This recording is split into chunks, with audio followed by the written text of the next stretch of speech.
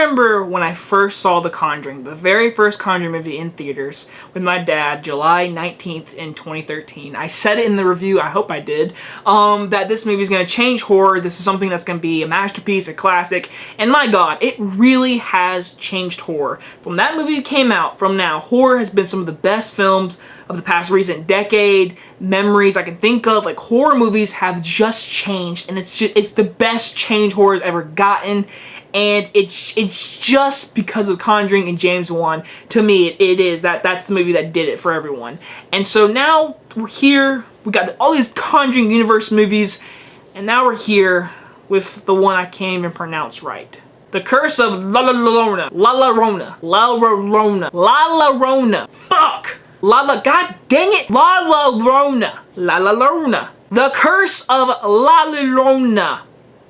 It's the best you're gonna get. This new horror film, The Curse of Llorona, I can't say it, I'm gonna give up on it now. This new horror film is directed by the guy who's gonna do The Conjuring 3. I know that because I knew that from a movie talk something somewhere. Anyway, so The Conjuring Universe has expanded more and more, and obviously it all came from this amazing movie. If you've never seen the first Conjuring, what is wrong with you? If you're a horror fan, get on it.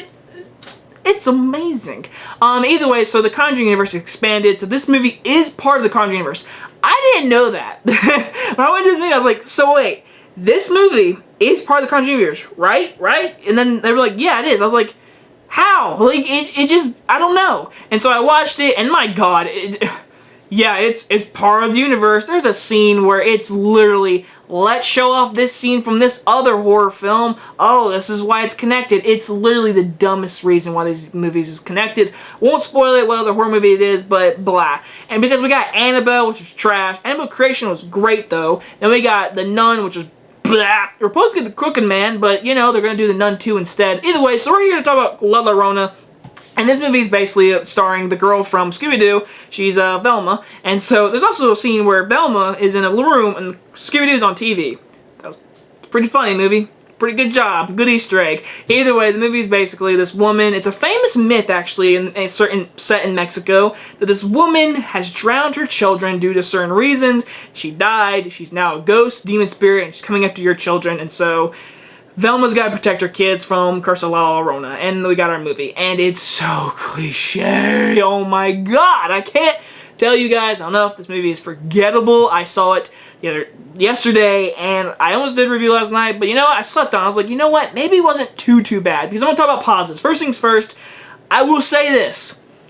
The director did a good job. The cinematography throughout the movie looked pretty good. There are certain scenes, I won't lie, great, creepy directing moments. Gotta give him that. The directing, my opinion, I feel like, you know what?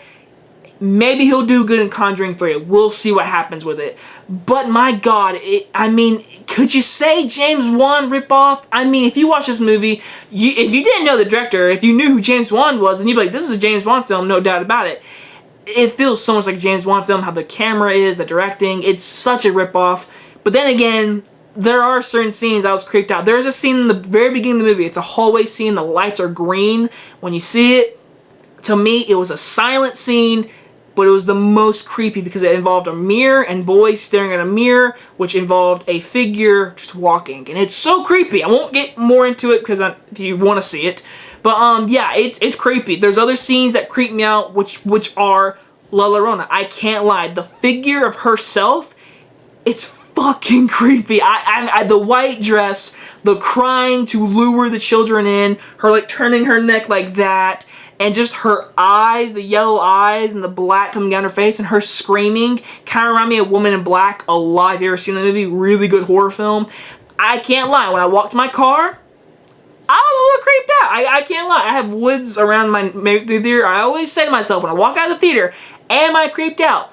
Can't lie. Her figure, her face creeped me out. I can't lie. When I left the theater, I came home last night. I didn't do the review because it was dark, and I was like, I can't do it because I was creeped out. So I gotta give the movie that. They made a great figure scary thing. But overall, this movie's fucking trash. There is no character development. There is no character you love. Like I said, there's great creepy moments. But besides that, this movie, you can predict every single scare. You can predict how the movie's gonna end. You can predict how this character's gonna do this. And my God, when I'm just gonna call him Eggman. I know it's the guy from Breaking Bad. Don't write the comments. I know I watched Breaking Bad, but I'm gonna call him Eggman in this review. Eggman just came in and he had some line delivery that was actually terrible. It was actually terrible. Llorona will not get in the house anymore. I will not let that happen. I'm like, dude, come on. And they try to add comedy at like the weirdest moments, and it was not working at all. But, and there was one scene, they was trying to be scary, but it was funny.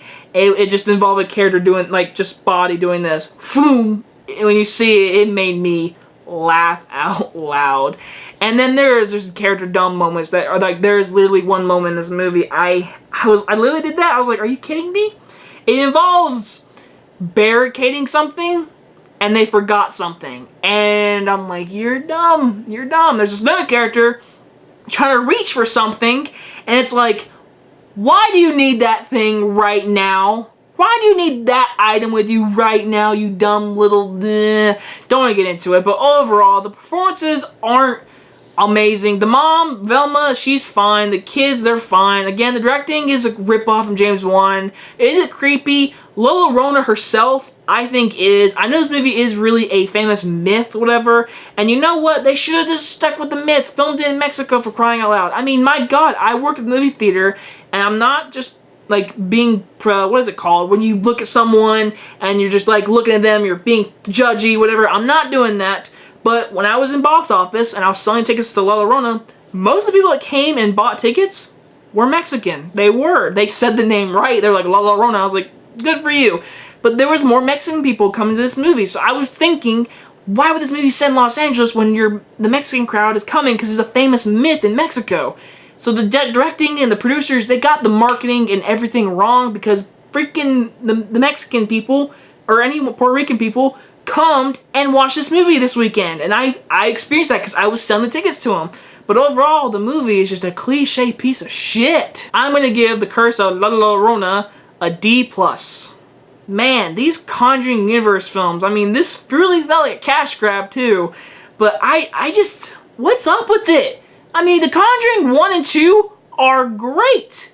And then you get Annabelle, The Nun, La Llorona.